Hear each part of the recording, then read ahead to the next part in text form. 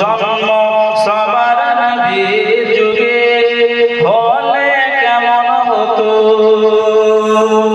দুনয়নে রাসূল পাক দেখিলে কেমন হতো, জন্ম আমার নবীর যুগে হলে কেমন হতো, জন্ম সবার নবীর যুগে হলে কেমন হতো।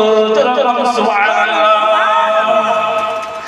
আসিতো বেশে হযরতে বেলালের মধুর আযান। সুবহানাল্লাহ বলে সুবহানাল্লাহ। হযরতে বেলাল আযান দিতেন তো আল্লাহ তাআলা শুনে মুগ্ধ হয়ে যেত। আল্লাহু আকবার, সুন্দর কণ্ঠ, যাকে বলা যায় ঢাকার আযান, সুন্দর কণ্ঠ। আল্লাহু আকবার। সমস্ত আকাশের চিল, বাগের হরিণরা, জঙ্গলের চিতাবাঘরা যখন বেলাল আযান দিত, সমস্ত জানোয়াররা কান দিয়ে শুনতো কি বেলাল আযান দিচ্ছে।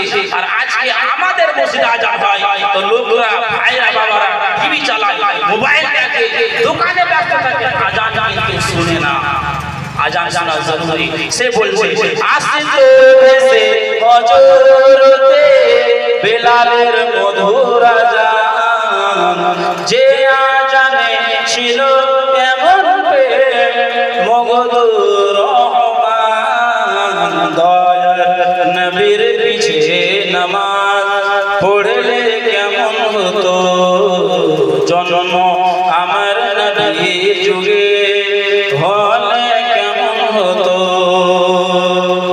তিনি কত আলোচনায় আরে থাকতাম আমি অধম, তিনি কত আলোচনায় থাকতাম আমি অধম, সামনে রাসূল পাক তো পাশে সাহাবাগণ, আবু বকর, উমর, উসমান আলী সঙ্গে কেমন হতো, জন্ম আমার নবীর যুগে